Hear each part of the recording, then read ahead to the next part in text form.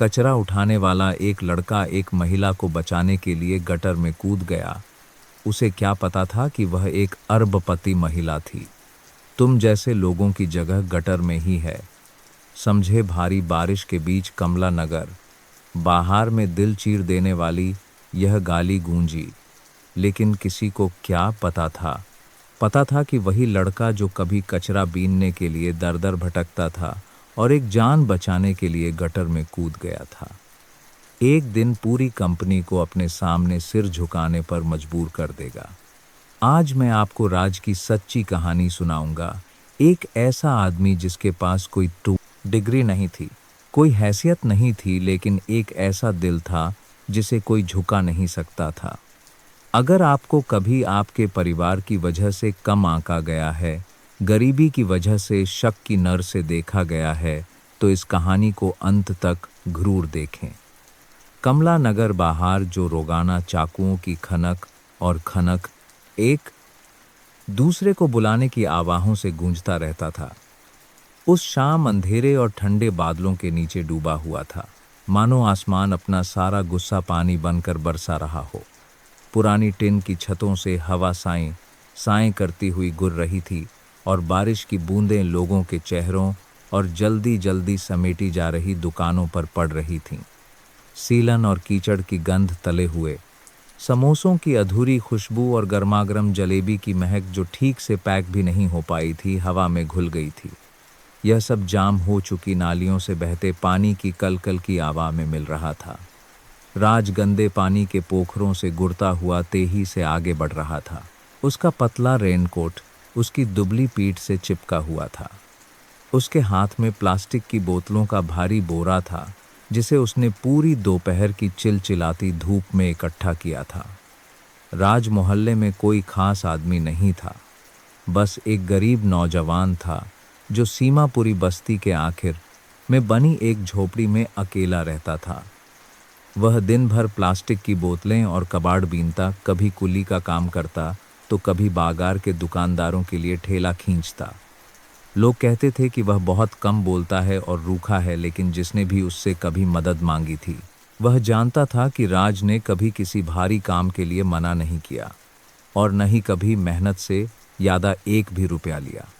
उस शाम जब वह बाजार के पास की नाली के पास से गुर रहा था, जहां बारिश का पानी घुटनों तक भर गया था, राज ने अचानक बारिश की आवाज़ के बीच एक चीख सुनी। बचाओ, कोई बचाओ। आवाज़ कमोर थी और फिर धीरे धीरे शांत हो गई। केवल गड़गड़ाहट का शोर रह गया, जैसे पानी सब कुछ निगल रहा हो। राहगीर अपनी आंखें फैलाकर देख रहे थे। कुछ दुकानदार नाले के किनारे जमा हो गए और घबराहट में इशारा करने लगे। एक महिला पानी में बह गई थी। उसके बाल उलझे हुए थे और वह उफनते नाले के बहाव के बीच बचने की कोशिश कर रही थी। हे भगवान, कोई मदद करो। अरे नहीं, वह तो अंदर खिंची जा रही है, लोग चिल्लाए। लेकिन किसी ने भी एक कदम आगे बढ़ाने की हिम्मत नहीं की। पानी का बहाव बहुत तेज था और नाले से कचरे, कीचड़ और गंदे भूरे झाग की बदबू आ रही थी। पास में खड़ा एक नौजवान अपना फ़ोन निकालकर हकलाते हुए किसी को फ़ोन करने लगा। कुछ बुजुर्ग लोग बस सिर पकड़कर खड़े थे, बारिश से बचने के लिए हाथ सिर पर रखे हुए। उनकी आंखों में दहशत थी, क्योंकि पानी उस महिला को किनारे से दूर बहाए ले जा रहा था। किसी ने भी नीचे कूदने की हिम्मत नहीं की और न ही किसी ने सोचा कि उन्हें क्या करना चाहिए। केवल राज, जो अभी वहां पहुंचा था, कुछ समझ पाता उससे पहले ही उसने अपनी बोतलों का बोरा एक तरफ फेंक दिया। उसने चारों ओर देखा, महिला को धारा के बीच संघर्ष करते हुए पाया। दूरी बस 2 शरीर जितनी थी, लेकिन पानी ऐसा था मानो सब कुछ निगल जाना चाहता हो। बिना एक पल की देरी किए राज ने अपना रेनकोट उतारा और आसपास के लोगों की घबराई हुई चीखों के बीच सीधे नाले में कूद गया। हे भगवान, यह पागल है क्या? नीचे जाओगे तो मर जाओगे बेटा। लेकिन राज को अपने कानों में पानी के शोर के अलावा कुछ नहीं सुनाई दे रहा था। उसने तेजी से पानी को काटते हुए महिला की ओर तैरना शुरू किया। बारिश उसके चेहरे पर चुभ रही थी, ठंडा पानी उसकी आंखों और नाक में घुस रहा था। एक पल के लिए उसे लगा कि वह भंवर में फंसकर नीचे डूब जाएगा, लेकिन किसी अनजान ताकत से, शायद अपनी सहज प्रवृत्ति से, उसने कचरा रोकने वाली जाली को पकड़ लिया और उस छटपटाते हाथ को पकड़ने की कोशिश की। मेरा हाथ पकड़ो, वह बोर से चिल्लाया। उसकी आवाज़ बारिश के शोर में लगभग दब गई। महिला जो जिंदगी और मौत के बीच झूल रही थी ने भी उस हाथ को पकड़ने की पूरी कोशिश की। राज ने अपनी पूरी ताकत लगाकर उसे खींचा, एक एक कदम पीछे हटते हुए। उसके पैर फिसलन भरी कीचड़ में धंस रहे थे। एक बार तो वह लगभग गिर ही गया था और दोनों डूबने वाले थे, लेकिन अपनी मेहनत, मंदूरी से बनी शारीरिक ताकत के बल पर उसने उस महिला को पानी से बाहर खींच लिया। लोग दौड़कर आए, किसी ने सहारा देने के लिए हाथ बढ़ाया, कोई तौलिया लेने भागा और कोई बस देखता रहा, मुंह में बुदबुदाता रहा, शुक्र है भगवान ने बचा लिया। महिला किनारे पर हाँफ रही थी। उसके बाल बिखरे हुए थे और कपड़े कीचड़ से सने थे। राज उसके पास घुटनों के बल बैठ गया, बस यह पक्का करने के लिए कि वह सांस ले रही है। उसकी आंखें खुलीं और एक पार बढ़ा। पल के लिए बारिश थम सी गई। उसकी आंखों में कुछ बहुत अलग था। उस पल न डर था, न कृतज्ञता, बल्कि एक आश्चर्य था, जैसे उसने कुछ ऐसा देख लिया हो जो उसके विश्वास के बिल्कुल विपरीत था। आप ठीक तो हैं? राज ने धीरे से पूछा और फिर खड़ा हो गया। उसने उसके जवाब का इंतजार नहीं किया, नहीं किसी और के कुछ कहने का। उसने बस सिर झुकाकर नमस्ते किया और चुपचाप चला गया, जैसे कुछ हुआ ही ना हो। रुको, पीछे से एक आवाज आई, जब वह धुंधली बारिश में लगभग ओझल हो चुका था। लेकिन राज ने मुड़कर नहीं देखा। लोग अभी भी नाले के किनारे भीड़ लगाए हुए थे, लेकिन वह बस अपने भीगे हुए बोतलों के बोरे के पास वापस जाना चाहता था। बारिश अभी भी नहीं रुकी थी और बोरों के बारिश में टेढ़ी मेढ़ी टिन की छतों पर बूंदें टपक रही थीं और बागार के कोने पर छोले भटूरे वाले की कड़छी की खनक फिर से बारिश और हवा की आवार में फीकी पड़ गई। किसी को नहीं पता था कि वह महिला कौन थी और राज को भी जानने की परवाह नहीं थी। लेकिन अगली सुबह जब वह भीगे हुए कागों को सुखाने के लिए फैला रहा था, उसने एक कार के अपनी छोटी सी गली के सामने रुकने की आवाज़ सुनी। एक अजनबी आदमी जो करीने से कपड़े पहने हुए था, कार से उतरा और पूछा, क्या यहाँ राज नाम का कोई रहता है? क्या यह उसी का घर है? मिट्टी की बस्ती में सुबह आमतौर पर छोले कुलचे वाले के ठेले की खनकती घंटी से शुरू होती थी। उसके पीछे गरम गरम पोहा बेचने वाली की कर्कश आवाज़ आती थी, पोहा ले लो, कांदा पोहा, बटाटा पोहा। इस बीच बच्चे गली के सामने जमा पानी के पोखरों के चारों ओर नंगे पैर छप छप करते हुए दौड़ते थे, कीचड़ के छींटों की परवाह किए बिना। सूरज अभी ठीक से निकला भी नहीं था कि गली के कोने से एक मोटरसाइकिल की गड़गड़ाहट सुनाई दी। फिर अचानक ओर से ब्रेक लगने और कार का दरवाज़ा बंद होने की आवाज़ ने पूरी बस्ती को कुछ सेकंड के लिए शांत कर दिया। एक चमकदार काली ऊंची छत वाली कार, जिसका नंबर प्लेट भी अनजान था, गली के कोने पर खड़ी थी, जहां आमतौर पर केवल कुछ 3 पहिया वाले ठेले या पुरानी मोटरसाइकिलें ही घूरती थीं। बरामदे में सब्जियां धो रही कुछ पड़ोसी औरतें एक दूसरे को देखकर फुसफुसाने लगीं। अरे यह कौन है? किसकी गाड़ी है? इतनी शानदार। पास की दुकान पर बैठकर चाय की चुस्कियां ले रहे एक बुजुर्ग ने मुंह बनाया। क्रूर कर वसूलने आए होंगे। हम जैसे गरीब इलाकों में कोई अच्छा काम करने कौन आता है? ये कानाफूसी मांस काटने की आवाज़ आंगन में झाड़ू लगाने की खनक और पास के ठेले से आती खुशबू में मिल गई। छोले भटूरे वाले श्याम काका के ठेले से उठती सुगंधित भाप ने सुबह के माहौल को और भी जीवंत बना दिया था, जो सादा लेकिन ऊर्जा से भरपूर था। कार से लगभग 40 साल की एक महिला उतरी। उसने एक सफ़ेद शर्ट और बेज रंग की पैंट पहन रखी थी, हाथ में एक छोटा कपड़े का थैला था। वह तेजी से चल रही थी, लेकिन उसमें कोई हड़बड़ी नहीं थी।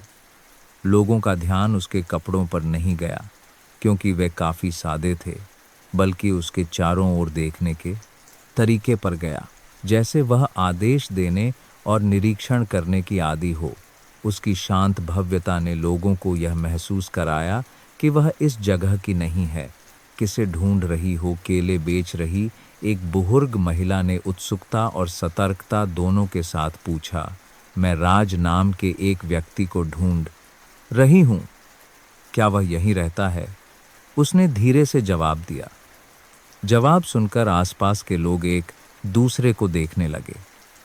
एक महिला उसे बताने ही वाली थी, लेकिन राज के साथ अक्सर कबाड़ गिनने वाले श्याम काका ने आंख के इशारे से उसे मना कर दिया। वह महिला धैर्यपूर्वक छोटी गली में आगे बढ़ती रही। उसकी आंखें टिन की छतों वाले टूटे फूटे घरों, जिनकी दीवारों से प्लास्टर उखड़ रहा था, और लकड़ी के दरवाजे टेढ़े मेढ़े थे पर घूम रही थीं। हवा में सीलन लकड़ी के धुएं और कहीं कहीं से मुर्गियों की गंध आ रही थी।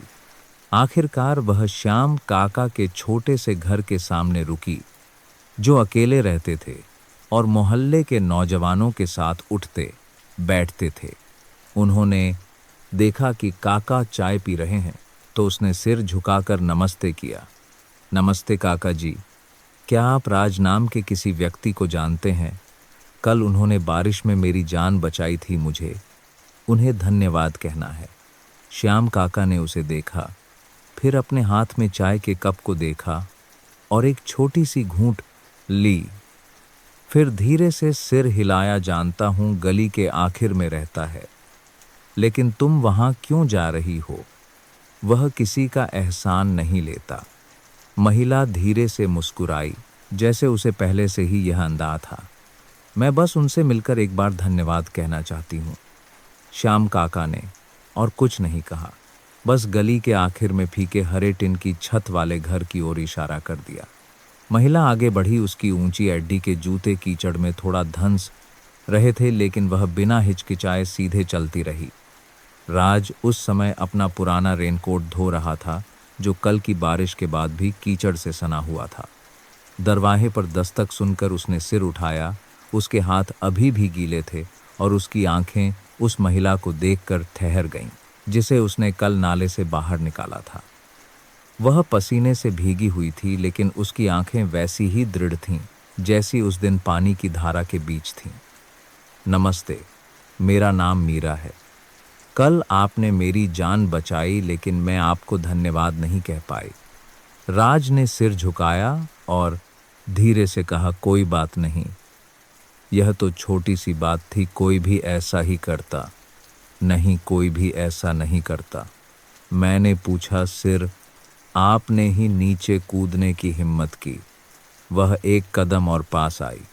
मैं इस एहसान के बोझ के साथ नहीं जी सकती। राज असहज हो गया। उसने घर के अंदर एक नर डाली और फिर जल्दी से कहा, मुझे कोई इनाम नहीं चाहिए।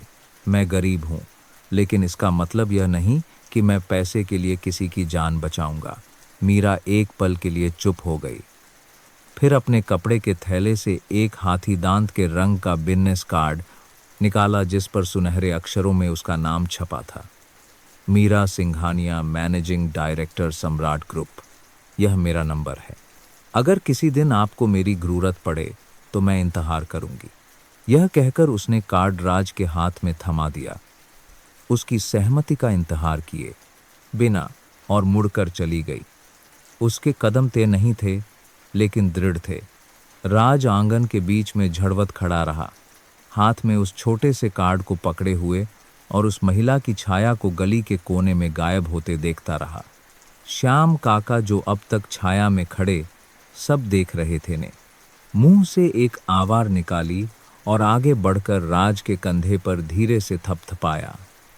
लगता है तेरी किस्मत बदलने वाली है बेटा। राज ने कोई जवाब नहीं दिया। उसने बिजनेस कार्ड को देखा। उसके हाथ से पानी की कुछ बूंदें गिरकर काग का एक कोना गीला कर गईं, लेकिन उसने उसे न तो जेब में रखा और न ही फेंका। वह चुपचाप घर के अंदर गया, उसे सावधानी से मोड़ा और अपनी छोटी सी पूजा की अलमारी के ऊपर रख दिया, जहां वह अपनी सबसे कीमती चीजें रखता था। गली के कोने से कार के इंजन की आवाज़ धीरे धीरे उठी और फिर दूर हो गई, पूरी मिट्टी की बस्ती को इस तरह हैरान छोड़कर जैसे उन्होंने उस गरीब गली में कुछ ऐसा देख लिया हो जो पहले कभी नहीं देखा था। हीरा टाइल्स कंपनी का बड़ा लोहे का गेट राज के सामने एक मजबूत दीवार की तरह खड़ा था, जो दो दुनियाओं को अलग कर रहा था। वह गेट के सामने खड़ा था, हाथ में अभी भी उस बिजनेस कार्ड को कसकर पकड़े हुए था, जो अब किनारों से थोड़ा मुड़ गया था। उसके पुराने कपड़े कीचड़ से बचने के लिए टखनों से ऊपर उठी हुई पैंट और घिसी हुई चप्पलें, यह सब उसे उस साफ सुथरे माहौल में बिल्कुल अलग बना रहे थे। कांच के केबिन में बैठे एक सुरक्षा गार्ड ने उसे सिर से पैर तक घूर कर देखा। इससे पहले कि वह कुछ पूछ पाता, कंपनी की वर्दी पहने एक आदमी पास से गोरा राज को देखकर हौसा रास्ता भटक गए हो क्या। दोस्त राज ने कोई जवाब नहीं दिया, उसने बस बिजनेस कार्ड को गेट की दरार से अंदर सरका दिया। मुझे मीरा मैडम से मिलना है। गार्ड ने कार्ड पर एक नंबर डाली और फिर अंदर इंटरकॉम पर फोन करने लगा। कुछ मिनटों बाद ऑफिस से एक युवा महिला कर्मचारी बाहर आई। उस पोर्ट कर्मादे आपसे डार्क नाइट रूखे दिखने वाले आदमी को देखकर उसकी आंखों में आश्चर्य था, लेकिन उसने विनम्रता से कहा, अंदर आइए, मीरा मैडम आपका इंतजार कर रही हैं।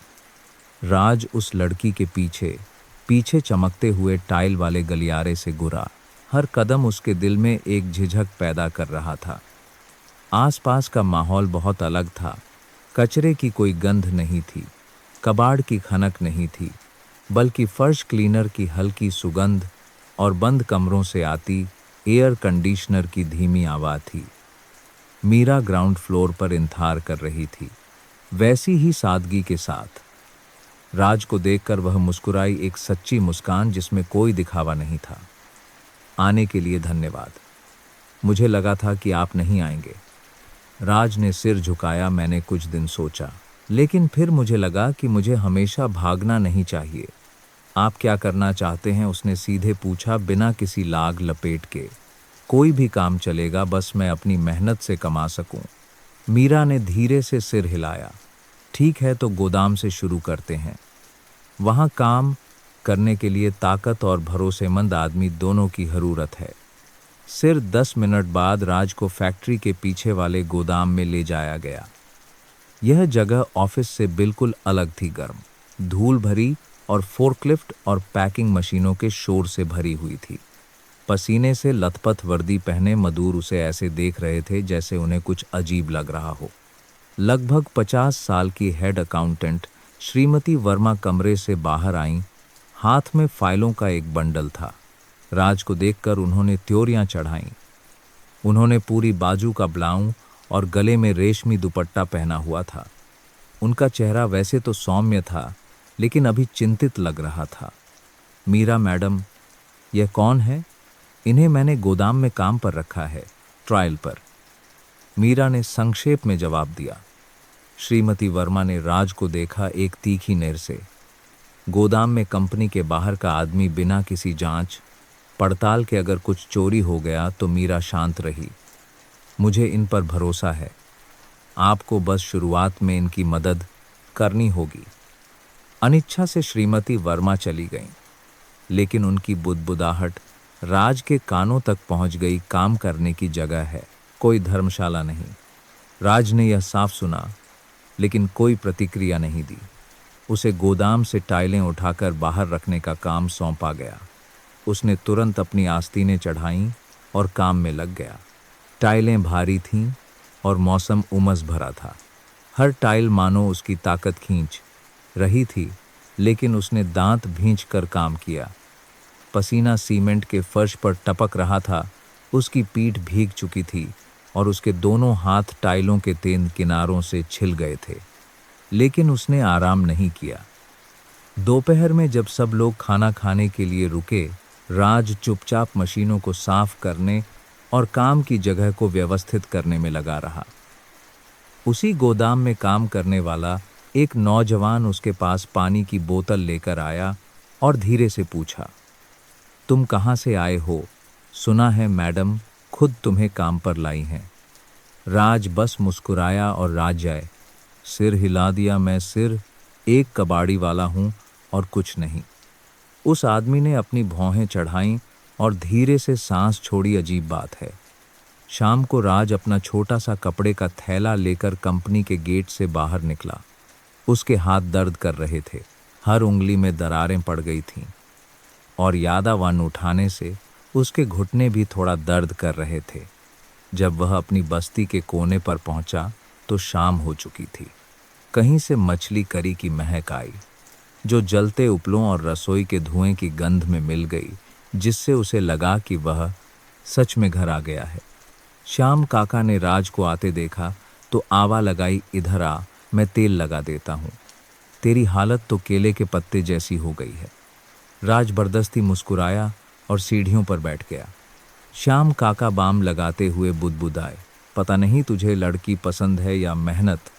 काम पर गए एक ही दिन हुआ है और देख अपनी हालत, हाथ पैर ऐसे हो गए हैं जैसे चींटियों के झुंड से लड़कर आया हो। राज ने सिर झुकाया, उसकी आवा भारी थी। काम करके थक गया हूं लेकिन खुश हूं। श्याम काका ने एक लंबी सांस छोड़ी और धीमी आवाज में कहा, बस यह ध्यान रखना कि लोग तुम्हारी अच्छाई का फायदा न उठाएं। ये अमीर लोग ये एहसान मानने से यादा हुक्म चलाना जानते हैं। राज ने कोई जवाब नहीं दिया।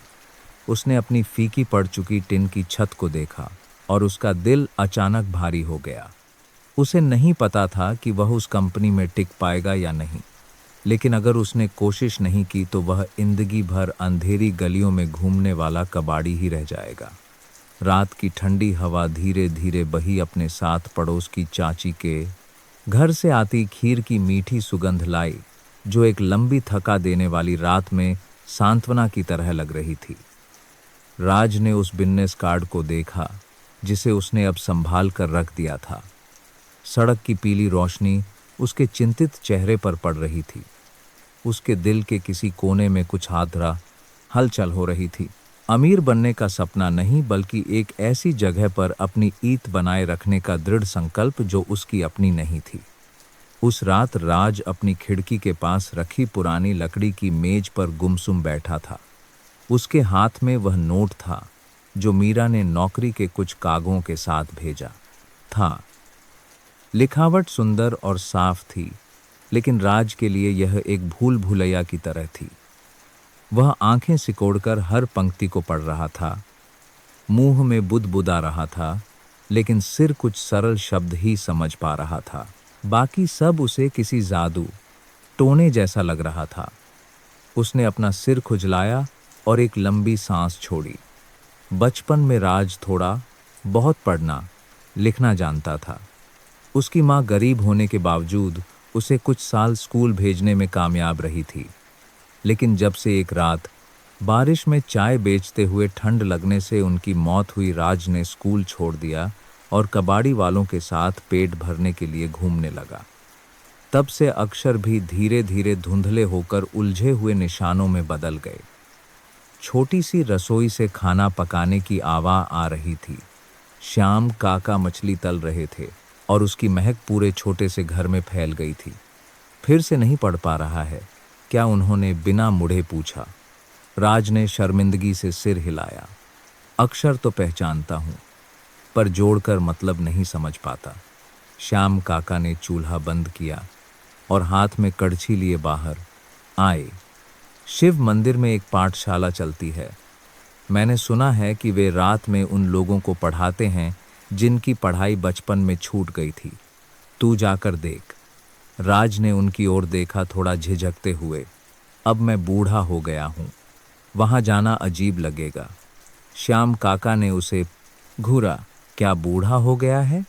जवान लड़का है, पढ़ना लिखना सीख ताकि समझ सके और ईद की जिंदगी जी सके। मैं कुछ और कटोरी छोले भटूरे बेच लूँगा, बस तू पढ़ने जा। यह बात सुनकर राज का गला भर आया। उसने धीरे धीरे सिर हिलाया। मैं बीच में नहीं छोड़ूंगा। अगली शाम राज शिव मंदिर पहुंचा। मंदिर का गेट एक कच्ची सड़क के किनारे था, जिसके दोनों ओर लाल गुड़हल के फूलों की कतारें थीं। आंगन में पुरानी ईंटों पर पीली रोशनी पड़ रही थी, जहां कुछ बच्चे पकड़म पकड़ाई खेल रहे थे। मुख्य भवन से आती भजन की आवाज़ उस छोटी सी कक्षा के लिए एक पृष्ठभूमि संगीत की तरह लग रही थी, जो बाईं ओर के एक कमरे में शुरू हो रही थी। अंदर अलग अलग उम्र के लगभग 10 लोग एक मेज के चारों ओर बैठे थे, जिनमें ज़्यादातर फेरी वाली महिलाएं और कुछ ऑटो रिक्शा वाले थे। वे हंस बोल रहे थे, लेकिन जब राज अंदर आया तो सबने उसे अजीब नज़रों से देखा। शायद उसके बड़े डील डॉल, धूप से सांवले हाथ पैर और चेहरे पर घबराहट की वजह से। चश्मा पहने एक युवा लड़की आगे आई और विनम्रता से नमस्ते किया। आप नए छात्र हैं, है ना? मेरा नाम प्रिया है, मैं आपकी पहली कक्षा में मदद करूंगी। राज ने घबराकर नमस्ते का जवाब दिया। उसकी आवाज़ दाद की वजह से भारी थी। हाँ, मैं राज हूँ।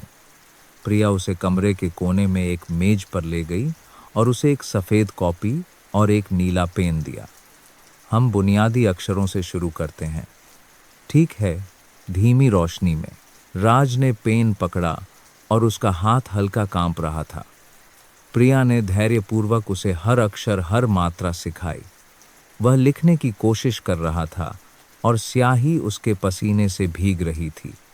एक बार राज इतना निराश हो गया कि उसने काग को मरोड़ दिया। मेरे हाथ ईंट पत्थर उठाने के आदी हैं, अब यह पेन और कॉपी बहुत अजीब लग रहे हैं।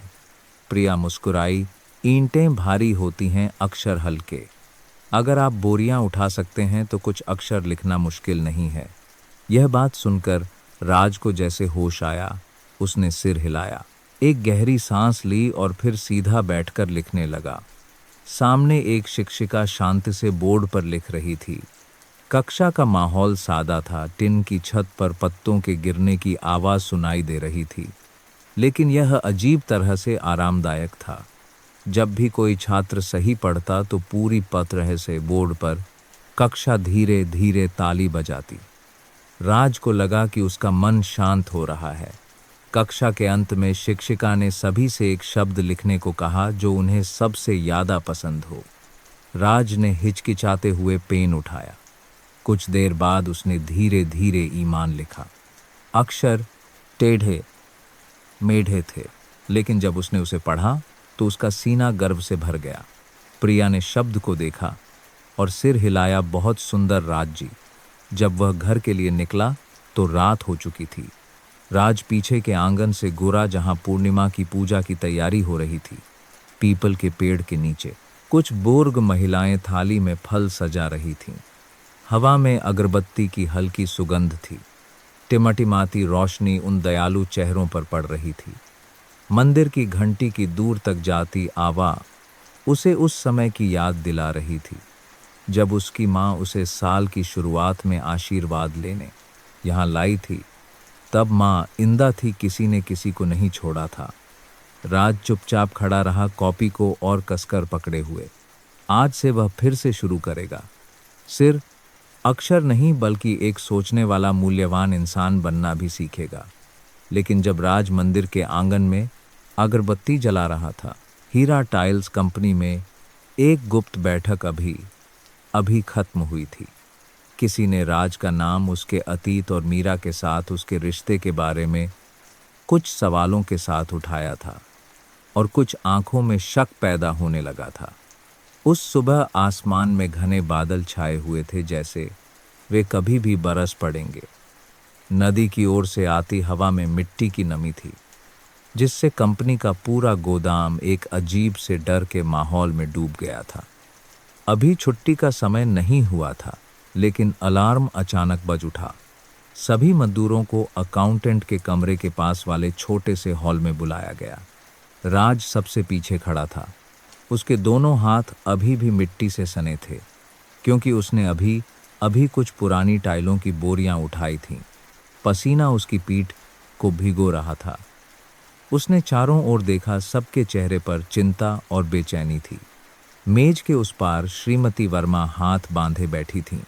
उनके होंठ कसकर बंद थे और उनके बगल में मीरा बैठी थी, हमेशा की तरह शांत, लेकिन उसकी आंखें नदी के पत्थर की तरह स्थिर थीं। एक एचआर अधिकारी ने कागजों का एक बंडल पकड़कर रूखी आवाज में बोलना शुरू किया। गोदाम के स्टॉक की जांच में पता चला है कि 17 बोरी ए ग्रेड टाइलें कम हैं। यह विशेष रूप से आयात किया गया माल है, जिसका एक ट्रैकिंग कोड है, इसलिए कोई गलती नहीं हो सकती। एक भारी चुप्पी छा गई। गोदाम का मैनेजर सिर झुकाए खड़ा था। मैंने रजिस्टर फिर से देखा है।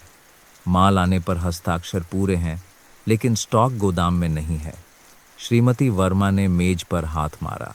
तो यह साफ है, इस हफ्ते माल उठाने रखने की जिम्मेदारी किसकी थी? पूरे हॉल की नजरें उस कतार के आखिर में खड़े राज पर टिक गईं। उसका गला सूख गया और गर्दन गर्म हो गई। किसी ने कुछ नहीं कहा, लेकिन उनकी नजरें चाकू की तरह उसके शरीर में चुभ रही थीं। बगल में खड़ा एक युवा मजदूर धीरे से आगे बढ़ा। इस हफ्ते राज भाई की मुख्य ड्यूटी थी। श्रीमती वर्मा ने सिर हिलाया और फिर राज की ओर मुड़कर तीखी आवाज में कहा, मुझे याद है जब तुम्हें काम पर रखा गया था तो किसी ने कहा था कि कीचड़ में रहने वाले लोग बहुत चालाक होते हैं। पता नहीं अब उनकी आंखें खुली हैं या नहीं। राज ने अपने होंठ भींच लिए। मीरा ने उसकी ओर नहीं देखा, सिर ऊपर देखकर कहा, कृपया सब लोग शांत रहें। हमारे पास अभी तक कोई सबूत नहीं है। हमें इस मामले की सावधानी से जांच करनी होगी।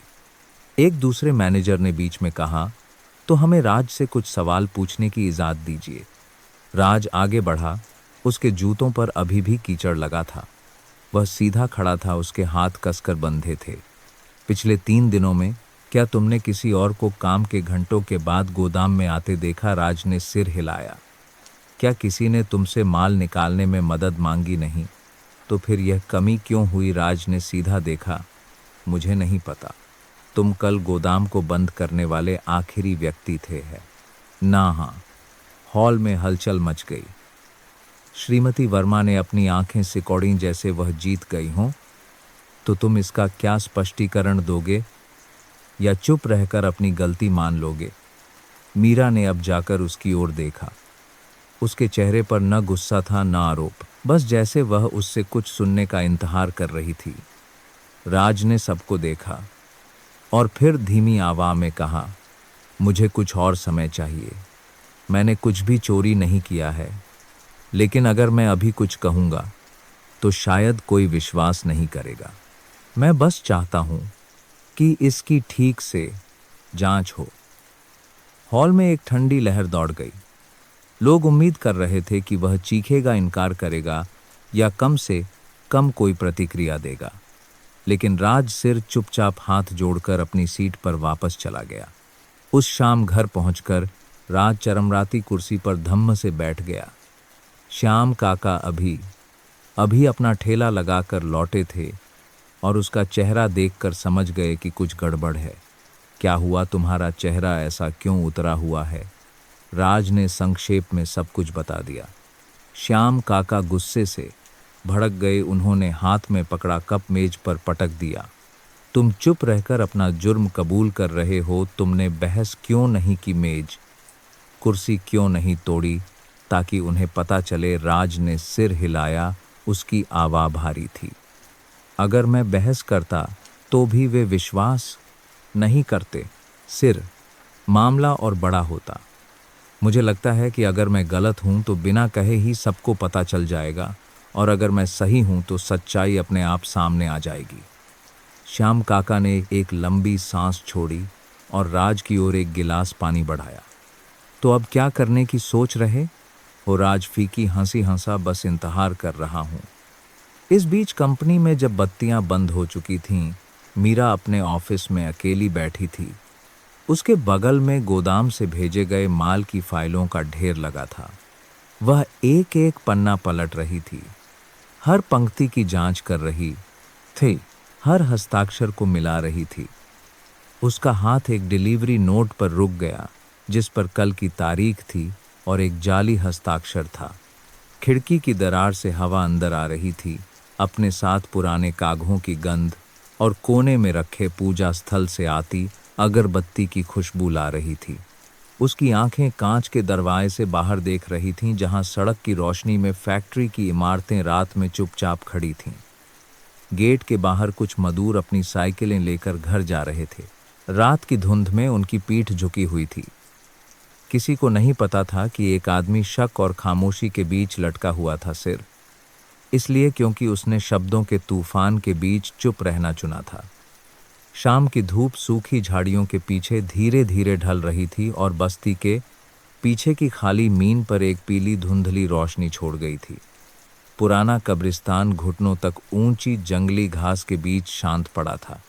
कुछ कब्रें टेढ़ी मेढ़ी थीं, उनका चूना उखड़ गया था और पत्थर पर लिखे अक्षर धुंधले हो गए थे। कुछ तितलियां हवा में डोल रही थीं, एक ऐसी खामोशी का एहसास करा रही थीं जैसे बारिश होने वाली हो लेकिन अभी तक हुई ना हो। राज ने चुपचाप एक छोटी सी चटाई बिछाई जो 2 लोगों के बैठने के लिए काफी थी। सुबह बाजार से खरीदे गए गेंदे के फूलों का एक गुच्छा सस्ता, लेकिन तागा उसने अपनी माँ की कब्र के पास रखे एक पुराने दूध के डिब्बे में लगा दिया। बगल में 2 भुने हुए शकरकंद जो अभी भी गर्म थे और अखबार में लिपटी देसी शराब की एक बोतल रखी थी। सब कुछ सादा था, लेकिन करीने से रखा हुआ जैसे एक मौन श्रद्धांजलि हो। उसने 3 अगरबत्तियां जलाईं, हाथ जोड़े और सिर झुकाया। उसके होंठ बिना आवा के हिल रहे थे।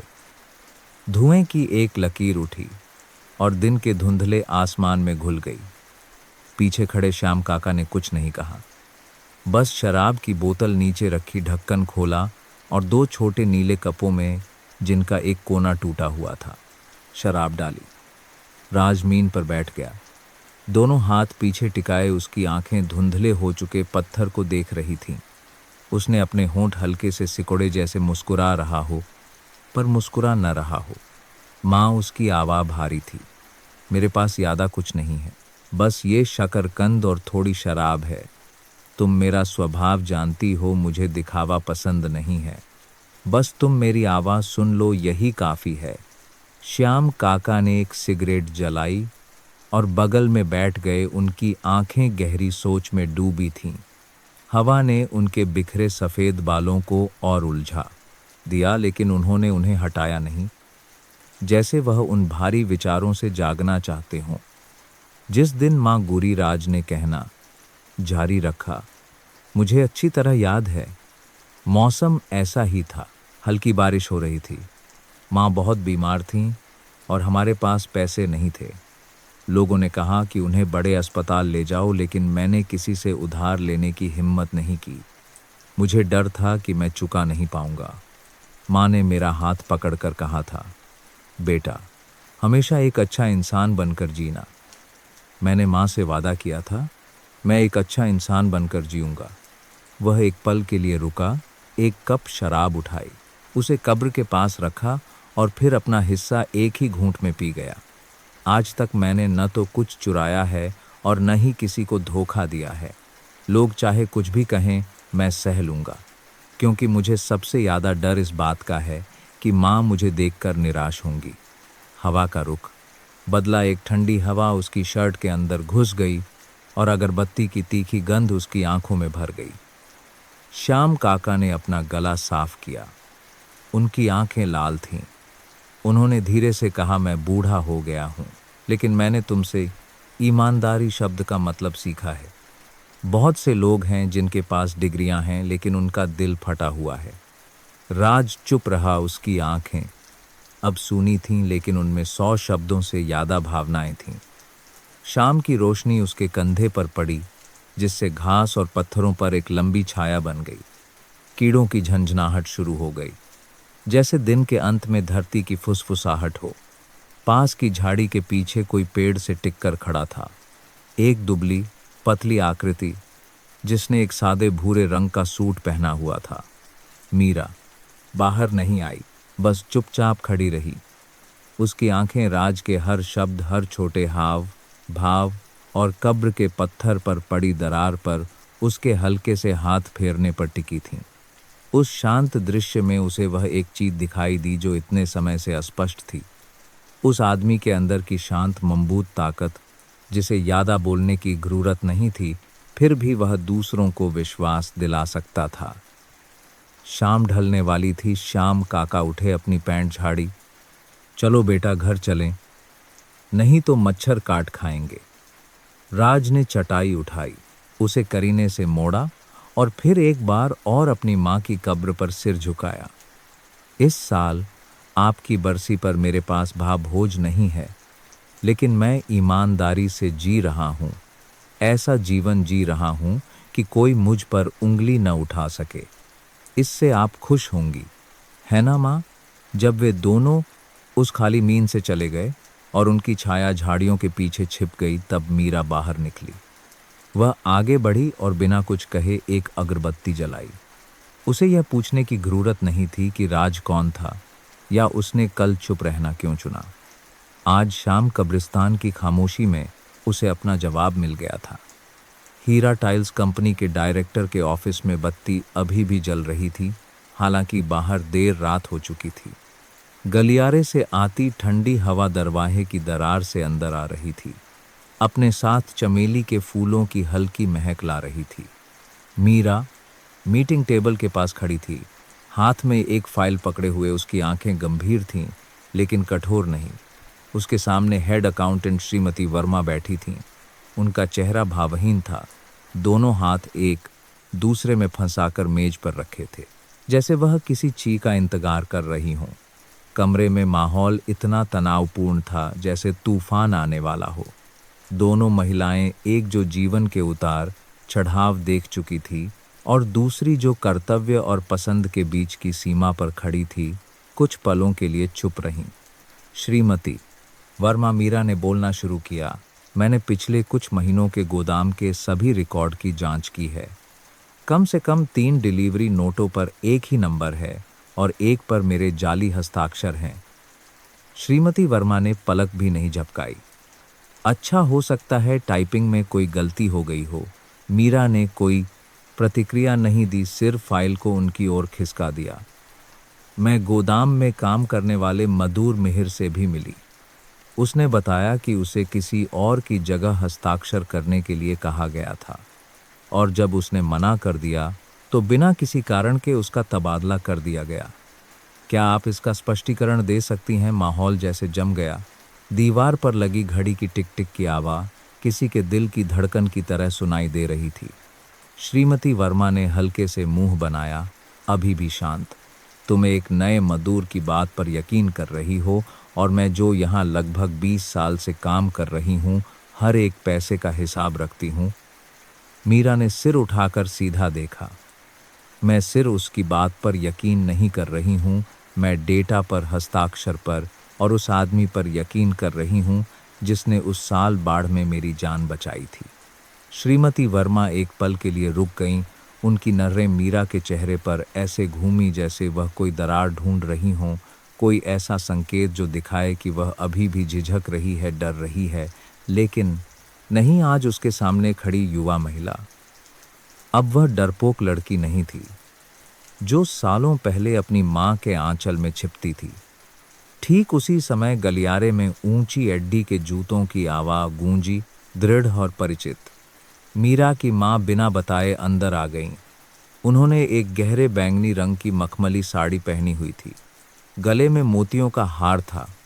उनका अंदाज शाही और सख्त था। मुझे लगा तुम घर चली गई हो, उन्होंने कहा। उनकी आवाज़ तीखी थी लेकिन ऊंची नहीं। पता चला कि तुम यहाँ उस कबाड़ी वाले की सफाई देने के लिए रुकी हो। मीरा को आश्चर्य नहीं हुआ। उसे पता था कि उसकी माँ जरूर आएंगी। मैं सफाई नहीं दे रही हूँ, मैं गोदाम से जुड़े मामले को साफ कर रही हूँ। यहाँ धोखाधड़ी के संकेत हैं और राज इसका कारण नहीं है। तुम पक्की हो? उसकी माँ ने भौहें सिकोड़ी। उनकी आवाज़ धीमी थी लेकिन हर शब्द हवा में चुभ रहा था। एक अनपढ़, बिना किसी जान पहचान वाला लड़का जो कंपनी में कुछ महीने पहले ही आया है और तुम अपनी पूरी ईद उस पर दांव पर लगा रही हो। मीरा ने सिर हिलाया, उसकी आंखें नहीं झुकीं। मुझे अच्छाई पर विश्वास है। कुछ लोग ऐसे होते हैं जिनके पास डिग्रियां और शोहरत होती है, लेकिन वे अपनी मीर को बेचने के लिए तैयार रहते हैं। और कुछ लोग ऐसे होते हैं जो अपने हाथों से मेहनत करके जीते हैं, लेकिन अपनी बात को अपनी जान की तरह निभाते हैं। श्रीमती वर्मा मीरा की मां की ओर मुड़ी, जैसे उन्हें सहारा मिल गया हो। आप भी ऐसा ही सोचती हैं? पूरे गोदाम का सिस्टम एक अजनबी को सौंप दिया और फिर अपने निजी एहसान के आधार पर आंतरिक मामलों को सुलझा रही हैं। मीरा की मां ने तुरंत जवाब नहीं दिया। उन्होंने अपनी बेटी को बहुत देर तक देखा और फिर श्रीमती वर्मा की ओर मुड़ी। मैं आपकी चिंता समझती हूँ, लेकिन यहाँ मुद्दा यह है कि मेरी बेटी किस पर विश्वास करती है, यह नहीं कि आप किस पर विश्वास करती हैं। माहौल तनावपूर्ण हो गया। मीरा ने एक गहरी सांस ली। उसकी आंखें नरम हो गईं। मैं आपके खिलाफ नहीं हूँ माँ, लेकिन अगर आप पूछेंगी तो मैं जवाब दूंगी। मैं एक अच्छे इंसान को चुनूंगी, किसी जान पहचान वाले को नहीं। मैं उसे चुनूंगी जो सही काम कर सकता है, ना कि उसे जो आसानी से बात मान ले। एक पल की खामोशी। मीरा की माँ ने अपनी बेटी को देखा। उनकी आंखों में कुछ अजीब था, जैसे वह अपनी जवानी की छवि को फिर से देख रही हों, जब उनका विरोध किया गया था क्योंकि उन्होंने अपने से गरीब आदमी से प्यार करने की हिम्मत की थी, जो मीरा के दिवंगत पिता थे। तुम बिल्कुल अपने पिता पर गई हो, वह लगभग फुसफुसाते हुए बोली। मीरा चुप रही। उसकी आंखों में एक पल के लिए दर्द झलका। कई साल हो गए थे माँ। बेटी ने कभी उसके पिता का जिक्र नहीं किया था। वह आदमी जिसे उसकी माँ अपनी सूर्यदत्ते सबसे बड़ी गलती कहती थी, लेकिन जिसने उसे करुणा का पहला पाठ भी सिखाया था। मीरा की माँ उठी और अपनी साड़ी ठीक की। अगर तुम उसे बचाना चाहती हो तो आज से हर परिणाम की जिम्मेदार तुम खुद होगी।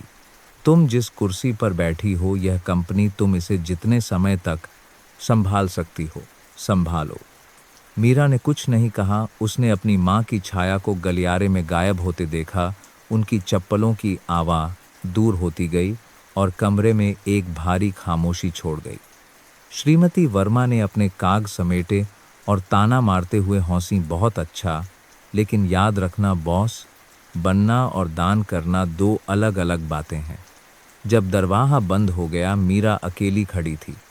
उसने धीरे से उस मेज की सतह को छुआ जहां उसके पिता इस कंपनी की शुरुआत के दिनों में बैठते थे। एक आंसू गिरा, पता नहीं आंखों से या बाहर की हवा से, उलझे बालों से। गलियारे की रोशनी में एक आदमी की छाया दिख रही थी जो इंतजार कर रहा था। राज एक तरफ चुपचाप खड़ा था। उसने कोई आवाज नहीं की, बस खामोशी से देखता रहा। सुबह की धूप डायरेक्टर के ऑफिस की बड़ी खिड़की से तिरछी आ रही थी और मेज के कोने पर सुनहरी धारियां बना रही थी, अच्छी तरह से साफ की गई।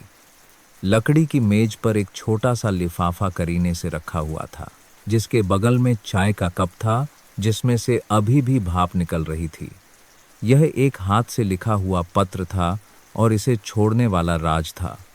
वह सुबह जल्दी आया, चुपचाप पत्र रखा और वापस चला गया, बिना किसी को बुलाए, बिना किसी का इंतजार किए।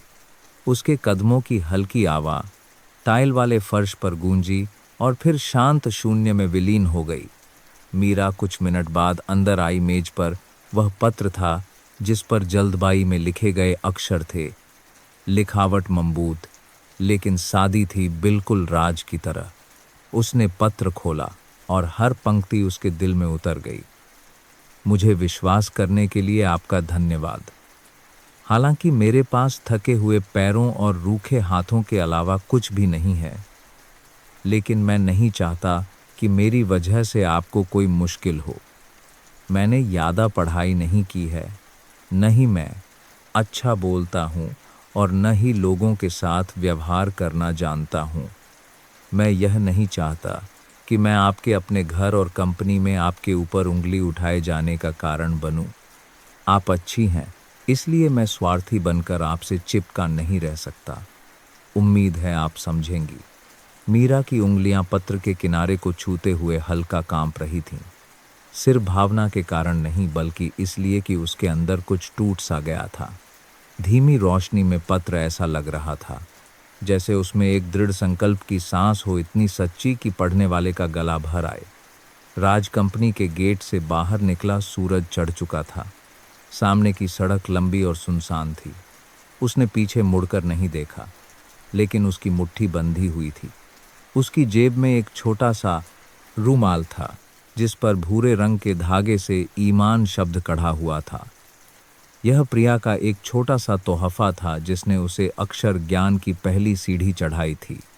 जब भी वह परेशान होता, वह उसे कसकर पकड़ लेता, जैसे खुद को शांत करने का एक तरीका हो। पिछली रात वह अपनी बात पर रान डेखायल माँ की कब्र के पास बैठा था और उस अच्छी नौकरी को न रख पाने के लिए माफ़ी मांग रहा था, जिसका उसने वादा किया था। श्याम काका ने कुछ नहीं कहा, बस उसके बगल में बैठकर उसे एक गिलास देसी शराब दी। उनकी आंखें दूर कहीं देख रही थीं, जैसे वह पुराने कब्रिस्तान में हवा की आवाज़ सुन रहे हों। मीरा अपने ऑफिस में चुपचाप बैठी थी। चाय का कप धीरे धीरे ठंडा हो रहा था। उसने पत्र के पीछे कुछ लिखने के लिए उसे पलटा, लेकिन फिर कलम रख दी। एक नया काग निकाला। उसके हाथ कांप रहे थे, लेकिन वह दृढ़ थी। उसने भी हाथ से लिखा टाइप नहीं किया, किसी से लिखवाया नहीं।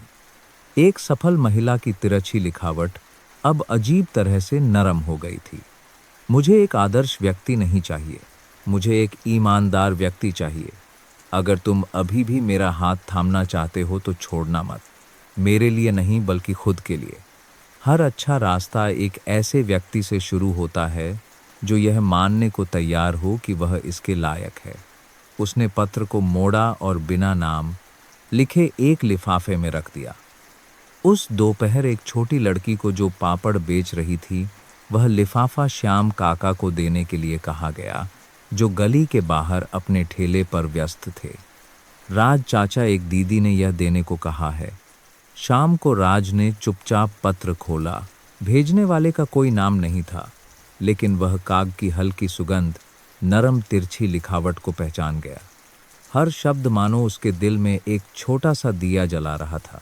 उसने उसे बार बार पढ़ा और फिर उसे बहुत सावधानी से मोड़ा। उसे अपनी जेब में रख लिया। उसका हाथ अभी भी उस ईमान कढ़े हुए रूमाल को कसकर पकड़े हुए था। उस रात सड़क की पीली रोशनी के नीचे राज कंपनी के गेट के सामने चुपचाप खड़ा था। उसने दरवाजा नहीं खटखटाया, सिर ऊपर तीसरी मंजिल पर उस रोशनी को देखा जहां डायरेक्टर का ऑफिस अभी भी रोशन था। उसने मीरा के लिखे शब्दों के बारे में सोचा, अपनी माँ के बारे में, श्याम काका के बारे में और शिव मंदिर में अक्षर सीखने वाली रातों के बारे में सोचा। उनमें से किसी ने भी उसे कोई और बनने के लिए नहीं कहा, सिर्फ यह उम्मीद की कि वह हार ना माने। एक हल्की हवा चली, अपने साथ कुछ सूखे पत्ते उड़ाकर लाई जो घूमकर उसके पैरों के पास गिर गए। राज ने झुककर पत्ता उठाया, उसे एक आदत की तरह चुपचाप मोड़ा और अपनी जेब में रख लिया। वह मुड़ा और अपनी पुरानी बस्ती की ओर चल पड़ा, लेकिन भागने के लिए नहीं, बल्कि उस जगह से फिर से शुरू करने के लिए जहां वह हमेशा से था। अगली सुबह जैसे ही मीरा ग्राउंड फ्लोर के गलियारे में निकली, उसने राज को सहायक गोदाम की सफाई करते हुए पाया। किसी के कहने की जरूरत नहीं पड़ी, वह वापस आ गया था। बिजनेस कार्ड के लिए नहीं, किसी की भावनाओं के लिए, बल्कि अपने खुद के वादे के लिए। अंत तक एक अच्छा इंसान बनकर जीने का वादा। सुबह की धूप में हीरा टाइल्स कंपनी का पिछला आंगन रात की बारिश से गीला था और छोटे छोटे पोखर बन गए थे। राज अपनी पुरानी काम वाली वर्दी में दिखाई दिया। उसकी टोपी घिस चुकी थी और हाथ में एक टूल बैग था, जिसमें तरह तरह के धातु के औजार, पाना, रिंच, बिजली के तार और टेप के रोल थे। किसी ने उसे बुलाया नहीं था, न ही किसी ने उसका स्वागत किया था, लेकिन अब उसके चलने में पहले जैसी झिझक नहीं थी। राज सीधे तकनीकी गोदाम की ओर गया, जहां पुरानी खराब मशीनें पड़ी थीं, जिनमें से ज्यादातर को छोड़ दिया गया था, क्योंकि कंपनी नई मशीनें खरीदने पर ज्यादा ध्यान देती थी। उसने मजदूरों को यह कहते सुना था कि मशीन सुधार विभाग अब सिर कागों पर ही है। भला इन जंग लगी मशीनों को कौन ठीक करेगा? लेकिन आज मशीन सुधार विभाग में एक नया आदमी था और वह राज था। इसलिए नहीं कि उसे यह काम सौंपा गया था, बल्कि इसलिए कि उसने यह काम मांगा था। जब मीरा को यह पता चला तो उसने सिर धीरे से सिर हिलाया। उसने हस्तक्षेप नहीं किया, न ही उसे रोका। वह समझ गई कि यह राज का वापस आने का तरीका था। चुपचाप, स्वाभिमान के साथ और किसी के आत्मसम्मान को ठेस पहुंचाए बिना। गोदाम के कोने में एक पुरानी टाइल प्रेस मशीन थी जो धूल और मकड़ी के जालों से ढकी हुई थी। पास से गुड़ते हुए कुछ मजदूरों ने कहा, अगर यह ठीक हो गई तो मैं सिर के बल चलूंगा। राज ने सुना लेकिन कोई प्रतिक्रिया नहीं दी। उसने एक एक हिस्सा बाहर निकाला, हर जंग लगे लोहे के टुकड़े को साफ किया। सावधानी से उसे खोला और जोड़ा और हर बिजली के तार की जांच की। उसकी गर्दन के पीछे पसीना बह रहा था, शर्ट पीठ से चिपक गई थी और हाथ तेल से सने हुए थे, लेकिन उसकी आंखें ऐसे चमक रही थीं जैसे उसने पहली बार किसी ऐसी छींक को छुआ हो जो उसके लिए बहुत मायने रखती हो। 3 दिन तक वह उसी इलाके में रहा। प्रिया, जो उसकी पुरानी सहपाठी थी, उसके लिए खाने में रोटी और अचार लेकर आई। वह दूर से खड़ी देखती रही। उसकी आंखों में चिंता और खुशी दोनों थी। अगर तुम वापस आए तो सबसे पहले क्या करोगे? प्रिया का यह सवाल अब एक जीती जागती हकीकत बन गया था। राज अपने दोनों हाथों और दिल से काम कर रहा था। चौथे दिन की शाम जब हथौड़े की आवाज़ें धीमी पड़ने लगीं, लोगों ने एक अजीब आवाज़ सुनी, एक मशीन के चलने की धीमी गड़गड़ाहट जो धीरे धीरे थे और नियमित होती गई। एक बुर्ग मजदूर अंदर आया और हैरान रह गया। अरे यह मशीन, यह तो सच में चल रही है। पूरी टीम दौड़कर आई। कोई उसे छूकर देख रहा था, कोई हैरानी से देख रहा था और किसी को अपनी आंखों पर विश्वास नहीं हो रहा था। राज ने कुछ नहीं कहा, बस मुस्कुराया और पीछे हट गया, जैसे एक बढ़ई जिसने अभी अभी अपने लिए पहली कुर्सी बनाई हो। जब मशीन स्थिर रूप से चलने लगी तो पूरे कारखाने में हलचल मच गई।